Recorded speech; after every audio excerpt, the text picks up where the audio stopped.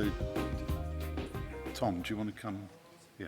So, ladies and gentlemen, it's a great pleasure to welcome to the stage my great friend and colleague, Tom MacDonald. Tom is this year's Lilly Prize Lecture. As you know, this is a prize endowed by Eli Lilly over many years, and this is recognizing outstanding achievement and leadership in clinical pharmacology. And Tom is an extraordinarily worthy recipient this year. He's not only Professor of Clinical Pharmacology and Pharmacoepidemiology in Memo Research and the Research Centre for Blood Pressure in Dundee Medical School, he's a consultant physician at Ninewells Hospital, and he runs the cardiovascular risk clinic there. He's a past president of the British and Irish Hypertension Society, and also past president of the International Society of Pharmacoepidemiology. He has also co-chaired the steering committee for the European Network of Centres for Pharmacoepidemiology and Pharmacovigilance. I could go on, I probably won't though, because Tom is going to tell you why he's going to talk to you about from pharmacology to clinical pharmacology. And on behalf of the British Pharmacological Society, congratulations, Tom, on the Lilly Prize. Thank you.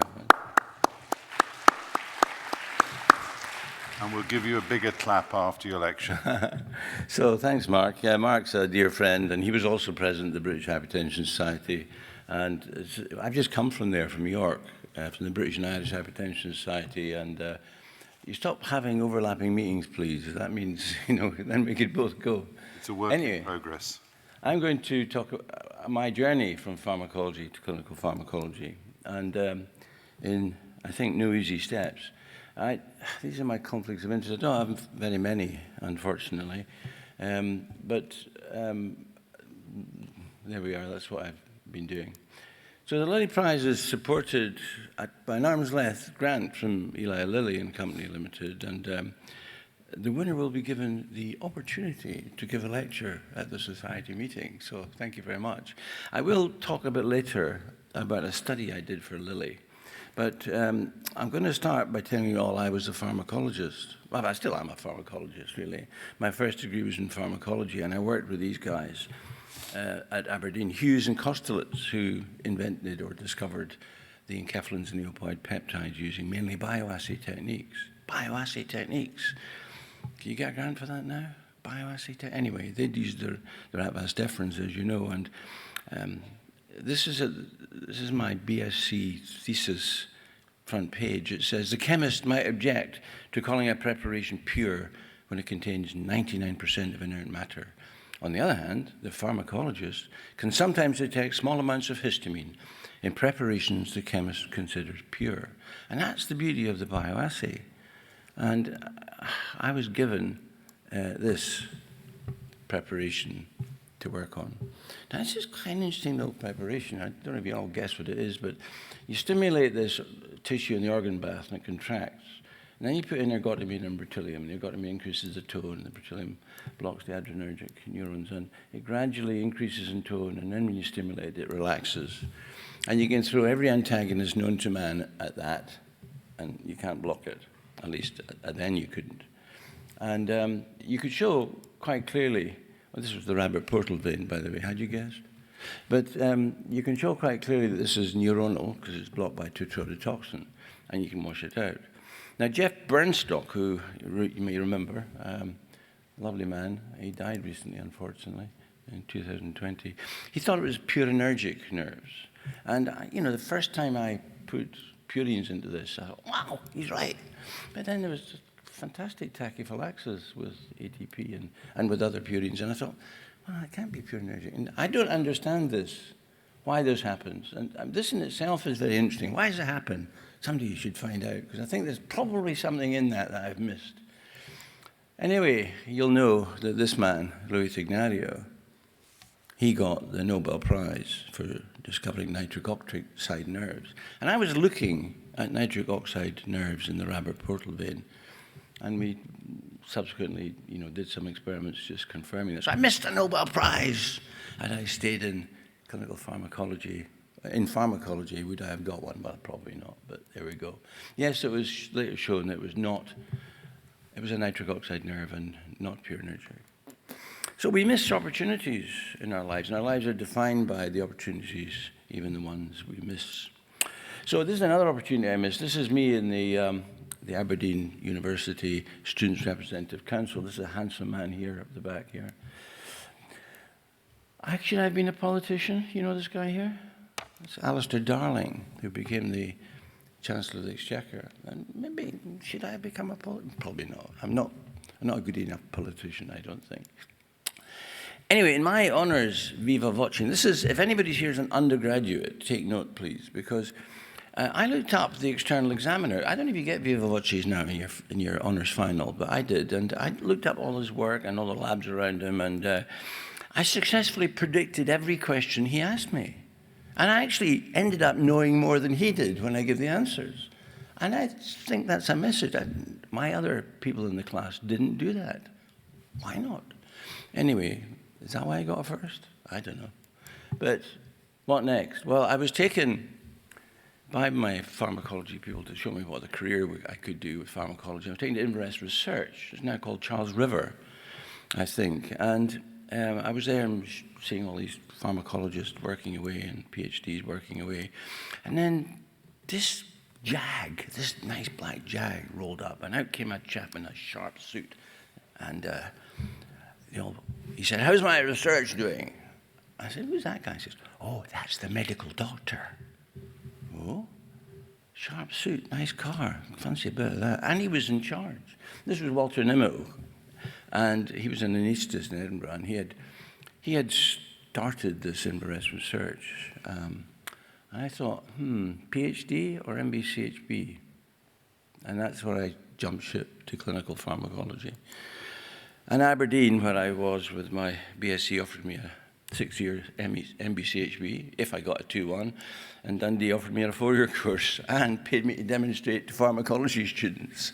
It was a no-brainer, really, wasn't it? So I went to Dundee, and to fund this, because you didn't get 8 years at university in those days, but you got roughly the same as a medical student would get. And I had to work as a cook on the oil rig supply boat, the Arctic Seahorse, in order to fund some of my university career. And I tell you, this is strange, because this is what happens in this world. I also, because I was a bit of a politician, joined DUMS, the University Medical School Society, and I missed a meeting. And my friends who thought it was a great laugh, because I'm not particularly religious, they elected me onto the chapel committee. And I dutifully went to these meetings, and I was telling the Minister of Religion, that it was kind of difficult to get money for a second degree. And he said, "Oh, have you heard of the Reverend Prebendary Buttle Trust?" And I said, "No." He said, "Well, you should apply. Tell them you're on the chapel committee." So I did. And, I got Carnegie to pay my fees, but I arrived about 2 hours early at the Reverend Prebendary Buttle Trust near King's Cross. And I was chatting to this nice lady, who I think she took quite a shine to me. I was quite good looking in those days. And she actually told me the answers to all the questions that they were going to ask me in the interview. And so they gave me the money. And so because I didn't go to a meeting of DUMS, I ended up getting funded to finish my medical school career. Isn't that an interesting little story? Completely nothing to do with pharmacology, but there we go. I ended up 8 years later here. Now, David Webb was in the audience here, but if you ask anybody who ever went and worked at this institute, the Royal Infirmary of Edinburgh, what it says above the door, nobody ever knows. And it says, actually here, "I was sick and ye visited me. I was a stranger and you took me in." And Pete Omnibus means it's always open. This is a quote from Matthew. And I worked there as a welcome lecturer. And this is why I started giving drugs to man in that. That's where clinical pharmacology stepped in. Now, this is another missed opportunity, or something that somebody could pick up here. This is gamma-L-glutamyl L-DOPA. Sounds great, doesn't it? Gludopa for short. And it's immediately converted into L-DOPA in the kidney by gamma-glutamyl transferase, and that immediately converts it into dopamine in the kidney, and you get basically dopamine dumped into the kidney. And it's fantastically natriuretic when you infuse it into man. It really pushes up your sodium output. And we only had D-sulfuride, which was the best dopamine 1 antagonist we had around then, and that blocked it. So you could show it was quite specific. This was dopamine in the kidney causing a natriuresis. But the interesting thing about it wasn't just that, is it lowered blood pressure. And wow, a drug which is natriuresis lowers blood pressure, that might be not too unusual. But it increased GFR. Now, I don't know many drugs that increase GFR. I know you can infuse amino acids and increase GFR. You can eat a big steak, it increases GFR, but not many things increase GFR. It increases effective renal plasma flow, and it reduces renin, lowers blood pressure, is natriuresis. Wow, this is a wonder drug, and it's blocked by D-sulfuride. And that was showing it was a relatively specific dopamine mechanism. And I think there's something in all of this. There's something, somebody needs to pick up this. Phenoldipan was a dopamine 1 agonist which was developed, hopefully, to mimic dopamine in the kidney. And it's not actually, it caused medial necrosis in rats and blood vessels, so it was never fully developed orally, but it's available intravenously in America. So it's still available as a tool for treating severe hypertension. But somewhere along the line, I think this could be, DA1 mechanisms in the kidney could be great for lowering blood pressure, which is what I spend my life doing. It also increases cerebral and, coronary blood flow. So I think that's something somebody in the audience could pick up. The development of these new hypertensive drugs is not a waste of time, because we still have lots of drugs that we need to control people. So, another missed opportunity. I then worked for James Calhoun Petrie, which in Aberdeen. He's a lovely man. He became president of the College of Physicians in Edinburgh. And, he was interested in non-drug treatments at that time, and what can we do to lower blood pressure without drugs? And he was interested in coffee. So I got a grant from Wellcome to do a coffee study. And this was quite cutting edge at the time in '91. Actually, Nescafe gave me the drug, the coffee, free. So I oodles of coffee of, Nescafe and Gold Blend decaffeinated. And it was blinded by the pharmacy department for me. And we give it to patients in a crossover trial. And these, just to show you that this was quite a good trial, if you did the plasma caffeine in these patients on a normal diet, it was 4.86, it was undetectable on their caffeine-free diet. There's a little bit of caffeine in decaffeinated coffee, so that's not surprising, there was some. And then this caffeine-free diet plus caffeine was about the same as a normal diet. So this was a crossover study, so that everybody got all treatments, and we used this cutting-edge technology at the time. 1991 was an ambulatory blood pressure monitor by Space Labs, which measured your blood pressure repeatedly and really improved the accuracy and specificity of your results. And there's a handsome man wearing one of these devices, which we now use every new patient in the clinic gets one of these. That's what NICE says we should be doing. So these were the results. And you don't need to be a statistician to point out there's no difference between normal diet, caffeine-free, caffeinated, decaffeinated coffee, or with caffeine. Not a smidge. So I think, at least with soluble coffee, there's no effect on blood pressure. I think there might be a difference with the sort of boiled and barista coffee, and, that might be different.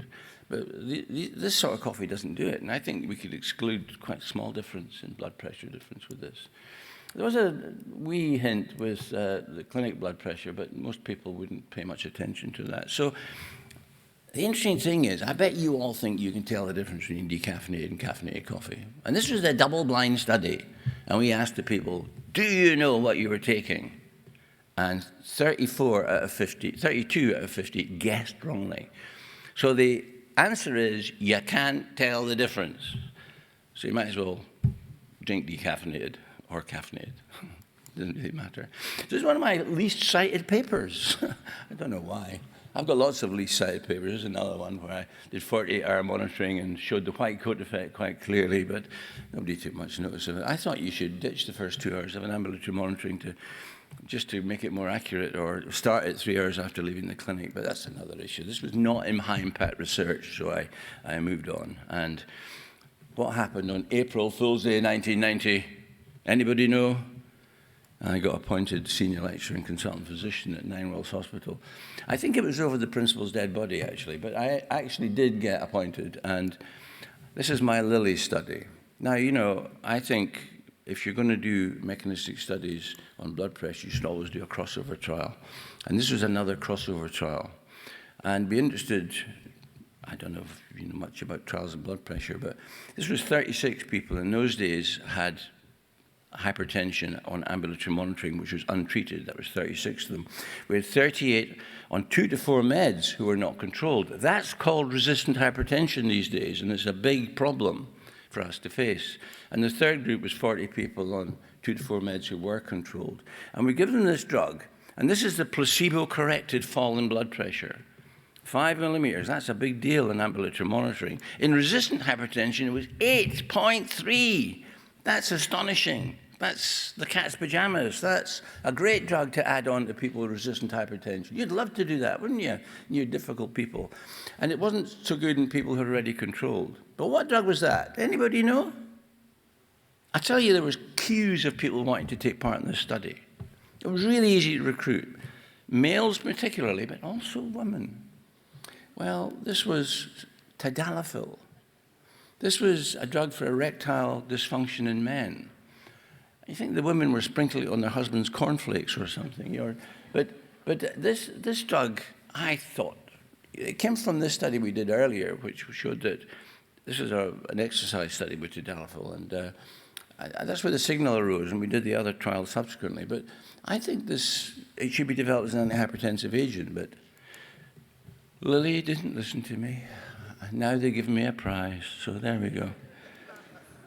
So then I got a SIBA traveling fellowship, and my kids all take this Ritalin stuff that SIBA developed, and maybe I've got ADHD as well, but I was interested in, this is Yogi Berra, who's a coach for the New York Yankees, and he said, you can see a lot just by observing. And it's got to do with this issue of pharmacoepidemiology, like you look at who gets drugs and what happens to them. Can you learn a lot from that? And the answer is you can. And I worked with this guy called Herschel Jick at Boston. He was one of the real doyens of observational research. And here's me with him and Hugh Tilson. Not a very good photograph, I'm afraid. Another photograph of me with another this man's got a brain the size of a planet. This is Sammy Suiza at McGill, and I spent a long time at McGill with Ollie Mietinen and him, learning the ins and outs of how not to do pharmacoepidemiology and how to do it a bit better. And finally, this is Mads Melby, who's from Copenhagen, has done amazing research using data from Denmark. However, this is my favorite pharmacoepidemiology photograph. This is a pharmacoepidemiologist from Bordeaux called Nicholas Moore, and this one's from Utrecht called Ron Herrings. But the reason I like this photograph is it makes me look slim. Right, this is the sort of thing you can do with pharmacoepi. This is one of the early studies we did. These are prescriptions that GPs wrote, but never got cashed at the pharmacy. So what happened to these prescriptions? Well, who knows? But the cameo of the person least likely to redeem a prescription is a middle-aged woman not exempt from prescription charges who has a symptomatic condition requiring an acute prescription that's issued by a trainee general practitioner on a Sunday. So this is a great remark made by a chap called Everett Koop. Drugs don't work in patients who don't take them. That's a surprise. I'll come back to that sort of phrase later, but he was a former US general surgeon. I think we've got a big problem that a lot of people don't take drugs because they don't want to. And we sit there and try and treat people, and they smile at you and say, oh, doctor, it's not worked. And they haven't taken their drugs. Problem with pharmacoepi, and the problem with the whole issue of adverse reactions, is that ill people take drugs. So if ill people take drugs, who do you compare them with? Because not that many ill people don't take drugs. So if ill people take drugs, you're comparing ill people sometimes with well people. And is it the illness that's causing the problem or the drug that's causing the problem? So that's part of the pharmacoepidemiology bias and confounding issue that we have to face. And patients don't like drugs which help them, which then subsequently cause a problem. They just don't like adverse events. This is my pharmacogenetics slide, Mark, for you. He's the head of pharmacogenetics for England, or he was. And this, you don't need genetic tests for this, because black Afro-Caribbeans have a very high incidence of angioneurotic edema, which is a big swollen tongue, and you can get swollen airways and you can kill you. And it's a nasty, nasty adverse effect. And pharmacoepidemiology is great for detecting and quantifying adverse effects. It's not so good for detecting and quantifying intended effects. In my hospital, we would get one of those every day when I was, doing my ward rounds as an acute physician, general physician. This is arterial blood all over the curtains because somebody's gastroepiploic artery had been eroded by an ulcer, and they were spewing this sort of blood. And this was a real nightmare because it was really toxic. And this is what one of my responses was to do a study looking at non-steroidal anti-inflammatory drugs and the relationship with ulcers and perforations. And we showed quite clearly that you took your NSAID, you're at risk, but it hung over afterwards. Well, we did lots of other stuff on, topical stuff and NSAIDs and inflammatory bowel disease. And this is a controversial study we did. We worked with the police on this, and we got the police data with all the people who were involved in road traffic accidents and their passengers. And we looked at their consumption of benzodiazepines, and it was quite clear that the use of anxiolytic benzodiazepines and anadopacolone were not at increased risk of experiencing a road traffic accident. And I suppose it's not surprising. Benzodiazepines are a bit like alcohol. And we said that they shouldn't drive, but I'm not sure how you implement that. It's quite tricky. But it was quite controversial. A more recent study showing that people who take 5-alpha reductase inhibitors for prostatic hypertrophy increased risk of diabetes. And one of the things I've always been interested in, because I'm a cardiovascular physician, is do medicines increase cardiovascular disease? And well, glucocorticoids do appear to do this in observational studies. This is a nice, interesting study, because this is a schematic diagram of platelet cyclooxygenase 1.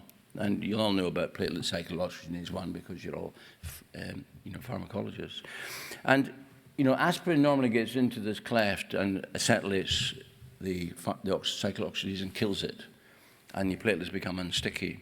But if ibuprofen gets in first, it blocks aspirin getting in, and the platelet doesn't become sticky, and so the aspirin doesn't work. And we showed in a paper in The Lancet that aspirin alone was good. Aspirin plus ibuprofen wasn't so good. And this doesn't appear to be the case with other NSAIDs, although probably naproxen also has a similar effect.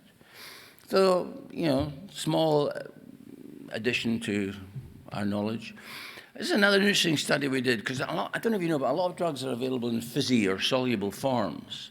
And when you look at those, they contain a lot of sodium. And so we did this study of fizzy, plop, plop, fizz, fizz drugs and ordinary drugs of the same type. And we found that salty tablets double your mortality and increase hypertension 7-fold. So that was a big, and actually the amount of sodium was a trade secret at the time, but I think it's now in the SPCs. That got the UK Research Paper a Year nomination, and we got a nice little piece of paper, but we didn't win the prize, sadly. Somebody else, I don't know who did, but somebody else did.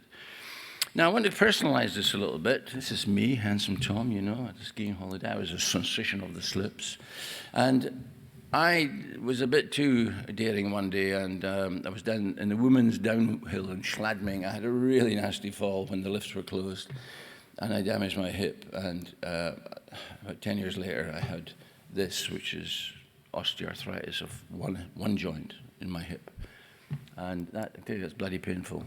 And you can't sleep at night with it. And I was taking this drug, rofecoxib, which has just come along, a COX-2 inhibitor, CAS, great drug, fantastic pain relief. And I thought this was a great advance.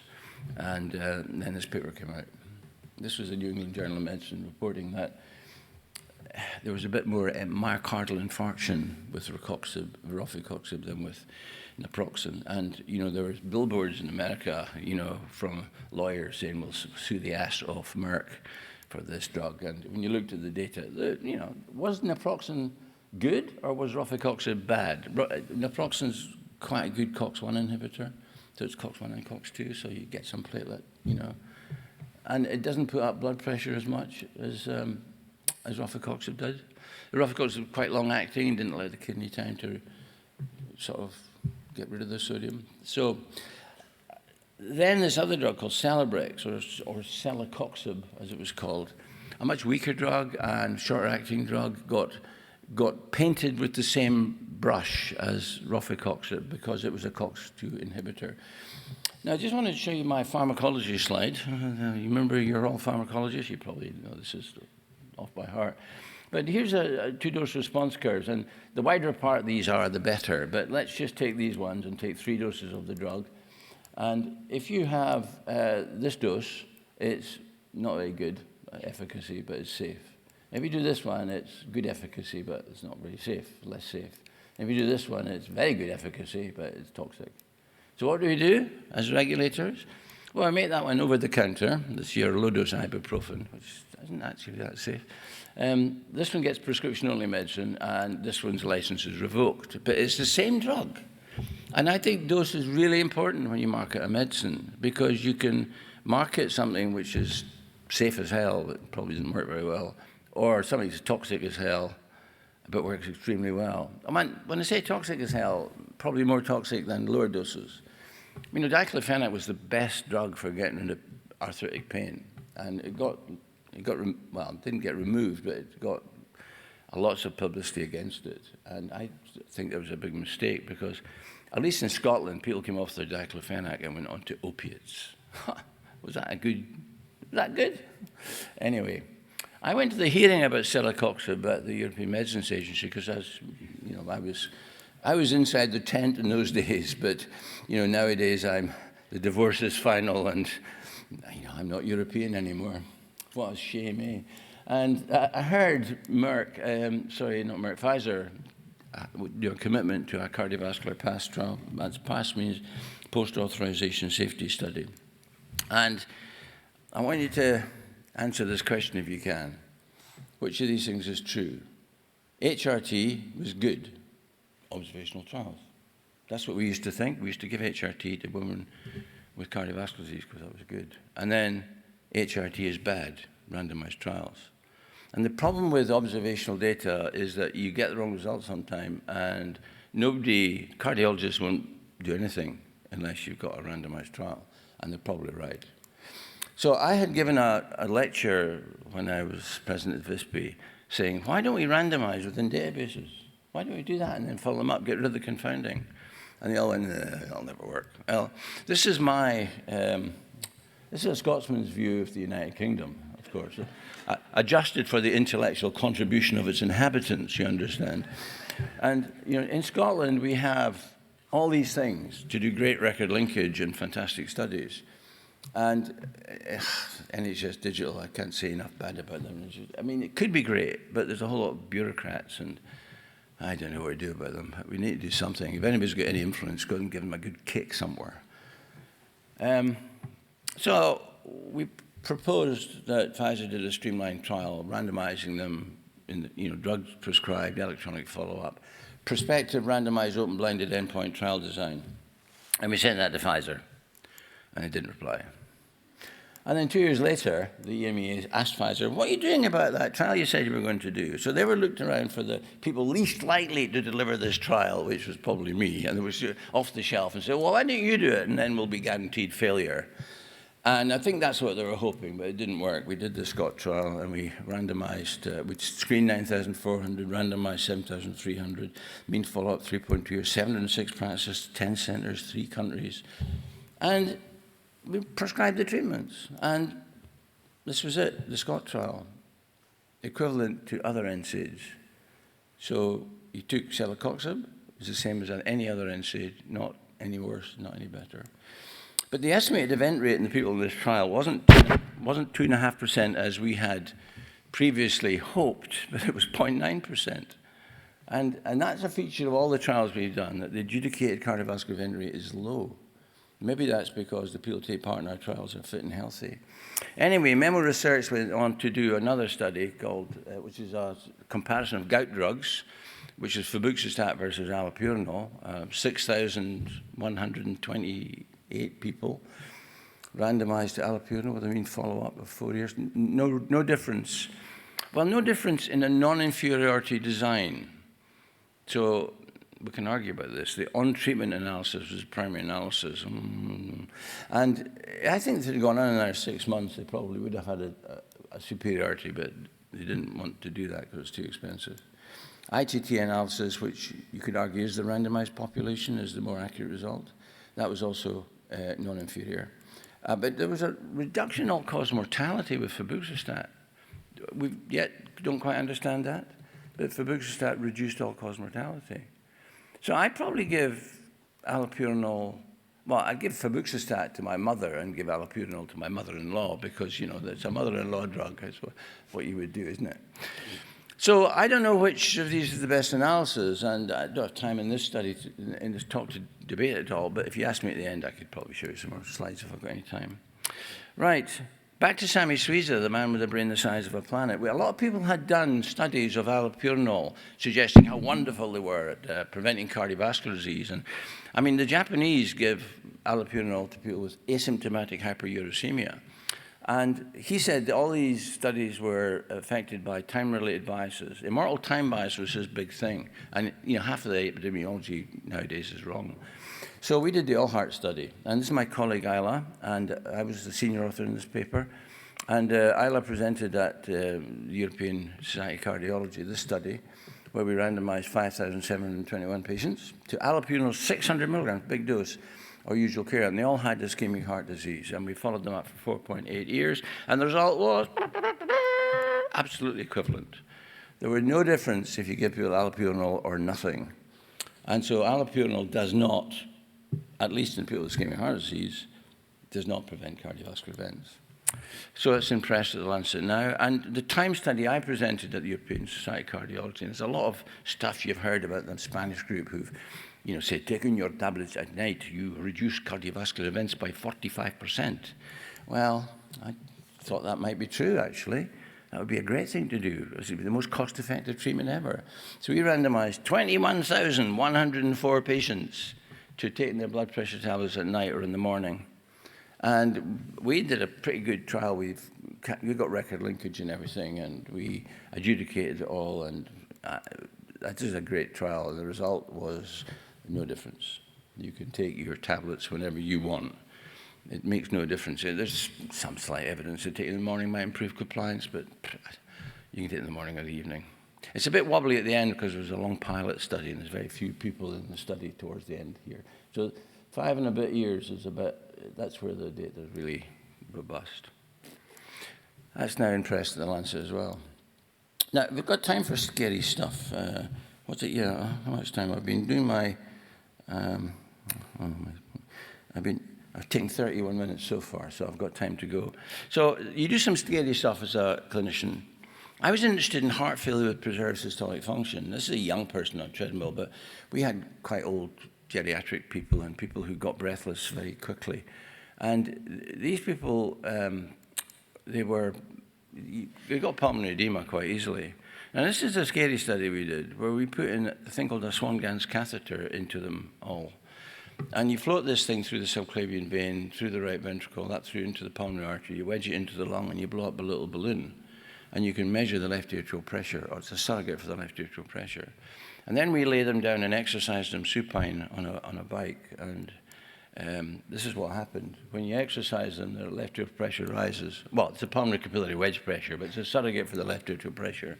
And then when you infuse brain natriuretic peptide, which we thought would make them better, the left atrial pressure did not rise as much. And this kind of helped the development of the sacubitril/valsartan type of studies, the studies where they inhibit the metabolism of brain natriuretic peptide. But that's a pretty scary thing to do, that sort of study. But important to do, because I think we need better drugs. Here's another enigma for you people if you want something to do with your lives. Young people have high renal hypertension. Older people have low renal hypertension. The question is why? Nobody's really sure. Is it, this guy thinks it's 60% inappropriately secrete aldosterone. And there might be some truth in that. Maybe you stimulate your aldosterone so much that it becomes autonomous as you get older, maybe. We found quite a lot of aldosteronism when we searched for it meticulously in primary care and secondary care, in Dundee, and it's said to improve blood pressure control. I gave a lecture about 20 years ago, 25 years ago, to the British Hypertension Society. Mark might have been in the audience then, but I said, spironolactone is great for resistant hypertension, and no one believed me. Spironolactone was licensed before I was born, and no one believed me. And then the next year they came out and said, hey, we tried it. It worked great. It worked great. The problem was that people thought it was a dangerous drug, but we did all this research showing it was safe with adequate monitoring. It didn't cause breast cancer because it's an anti-androgen. It didn't cause other cancers. It was probably much better than eplerenone, which is a pretty weak aldosterone antagonist. And we did this Pathway 2 study. Mark, I think the number of, are you an author in this, Mark? Yeah. And you're an author, David? So, this was a big effort doing this study. It was a crossover study, and it showed without doubt that spironolactone was by far the best treatment for resistant hypertension. What if we used tadalafil? Anyway, this also was put up for the BMJ award. It was shortlisted again, and we didn't win it again. So, I was saying that drugs don't work if you don't take them, but drugs don't cause side effects in people who don't take them. Is that true? What about this drug? This drug's widely available in chemists throughout America. And, what is it? Well, this is placebo spelled backwards, and it's licensed by the FDA. This is a placebo, and you can buy it, and this is the regular strength. You can also buy maximum strengths, Calp, which works better, of course. And the question is, does placebo lower blood pressure? Does it lower blood pressure? Does it lower blood pressure? Does it lower blood pressure? Look, baseline placebo, anyway, and maximum strength placebo. Anyway, let's move on, shall we? But placebo, it does cause side effects. And, people get intolerant to what they swallow, and they don't know whether it's placebo or not. And this is the statin-wise trial. We have a big problem with people saying, oh, doctor, these statins cause lots of pain in my muscles. So we took 200 people who stopped statins because of side effects, and we randomized them to 6 two-month periods of placebo or statin. And we asked them to put their symptoms at the end of each period, and there was no difference at all. They had the same number of side effects on placebo as they did on the statin. And about 75% of these people went back onto their statin after that. So I think everybody who's got statin intolerance should perhaps have an N-of-1 trial. Now, I've got 4 minutes left, or 2 minutes, 4 minutes left, I think. Just a quick brief through we do lots of other things, and I can't talk about all of them, but I wanted to say something about this. This is the external validity of trials. Mr. Average does not go into trials. It's all you nice people who live in leafy suburbs who go into trials, who look after yourself and are interested. He can't get in. So what are we going to do? We've got a trial called Evidence, where we're not randomizing people. We're randomizing prescribing policy. So the practice just says this is our new policy and gives it to everyone. So we're doing indapamide versus bendoflumethiazide. And who cares about diuretics? Bendoflumethiazide is the most widely used one. Indapamide suggests we might use that in preference, but nobody's done it. We've done 100 practices so far. Been a doddle to do, cost very little. And we're just waiting for events to happen now. Who's not signed up to VAT for COVID? This is a study that you can still join. It's going on forever because everybody's getting more vaccinations. We want to find out what are the adverse effects of vaccination. So you can go www.vatforcovid.com, sign up, and give us your data. And we've got a lot of public involvement with that. Now, we do all these IMI studies as well, and I just want to say what the future is, because my interest is cardiovascular disease, because I live in a country with the highest cardiovascular disease in the UK, and Dundee's particularly got the 6 city syndrome. And this is a study which I think is going to be very difficult to do, because one of the cardiovascular diseases that is the target nowadays is dementia. How do we prevent dementia? And the trial was previously called Tripod, but when we went to register the domain name, it turned out it was the domain name for a pornography website, so we rapidly backed off Tripod. As Tony Hegarty and Alistair Burns, he's the czar for dementia for the UK, are working with us on this. And the trouble is we need at least 32,000 people followed for 5 years in a placebo-controlled trial which lowered blood pressure 10 millimeters. So that's the problem we face in the future. Isn't medical progress marvelous? If we'd been sat here 100 years ago, we'd be dead by now. So I think people need to understand that we have made huge advances, huge advances. If we can get rid of the bureaucracy, can you do that, Mark, for us? These are my final thoughts, my final slide. You'll be glad to hear this, because that's 39 minutes and 7 seconds I've been speaking. I've been timing it. Drugs can do good, but they can also increase cardiovascular disease, and it's a balance. It's a benefit-risk balance. We need externally valid data. We need data, what happens in all of you, not just the people that live in leafy suburbs. We could do better, but bureaucracy is killing us. It takes so long to get anything done nowadays. We need better medicines. We need better pharmacologists. We need all you guys to produce the new and interesting stuff for us clinical pharmacologists to put into man, to test, to show that it works, to pick up the adverse reactions, and then use. We go to medical school to learn how to take toxic drugs and make them into safe medicines. Spironolactone is an example. And I think that this is a joint effort. So being a pharmacologist and a clinical pharmacologist, hurrah, best of all jobs. So my message is keep calm and publish papers, and these are my opinions. If you don't like them, I have others. Thank you very much.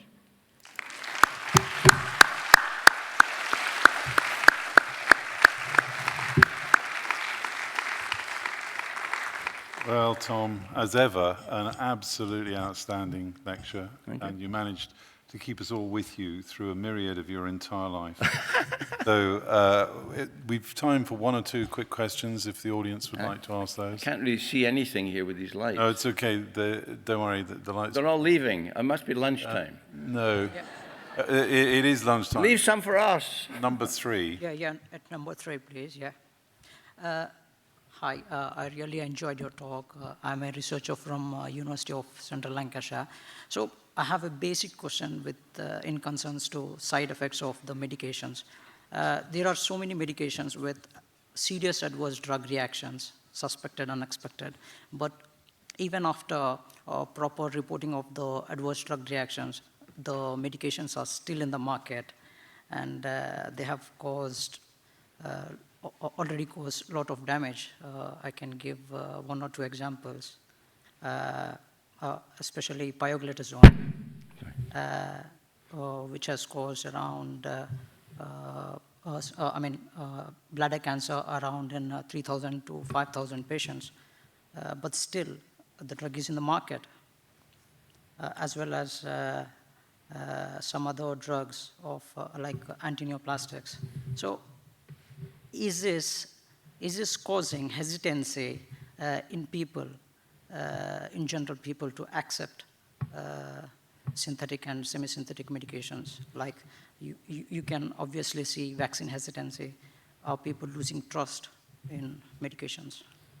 Okay, there's a whole lot of issues there. One is the causal pathway. I mean, did the drug cause it? That's the first thing. The second is the benefit risk. Because most people don't have side effects. Most people don't. Some people do. And maybe that's where genetics can help to uncover who the ones at risk are and not give them the drugs. That's the great hope of pharmacogenetics. And when you're a regulator, are you going to say to all these people who get all the benefit, you can't have it? Because some people might be harmed. And it's a benefit-risk balance. And it's not easy. I know David's been a regulator, and you know the life is... And I was on NCEP as well, and making a judgment call about this is very difficult. And so you've got to understand that a lot of drugs cause enormous benefit and some cause harm, but that is the way the world is. And I think the drugs are all the same. It's the people who are different, and that's the bit we need to work on. Which people shouldn't get the drug? And that's the future. That's what you guys need to do. You need to tell us which drugs should be avoided in some people. You built your career on that. Yep. Well done. You're really coming on. I hope One that's... day I'll be like you. Well, my career's at the... Anyway, but being a regulator is not easy. Go and try it. It's not easy. It's, and taking all the drugs off the market doesn't help anyone. And there's loads of drugs off the market. I wish Vioxx was back on the market. There's still a black market in Vioxx. There's a whole bunch of drugs that we would like to bring back. And it depends what you mean by on the market. I mean, spironolactone, not got a license for hypertension in Britain. Did you know that? Not got a license for that. And there's a whole lot of drugs that we use off license, like sacubitril valsartan and tetratalafil, which don't have a license for the indication we're using them for. But do you want treated or not? Or do we just say no treatment for you? Take all the drugs off the market, no treatment left. Clearly, if drugs are really, really toxic, that's different. But even then, I think we should plaster them with warnings and still allow some people to get them. That's my view. So I don't see any other questions. Did you want to follow up on that?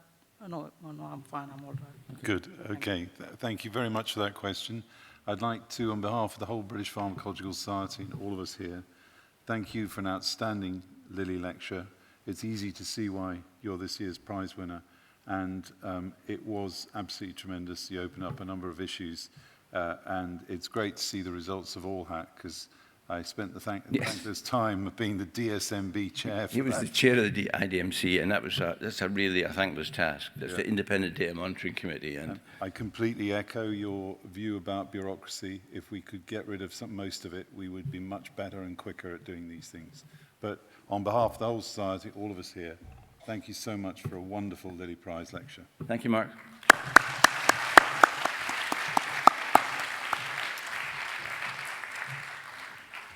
And now it's a break for you guys, and we'll see you back at the next session. I hope you enjoy the rest of your day.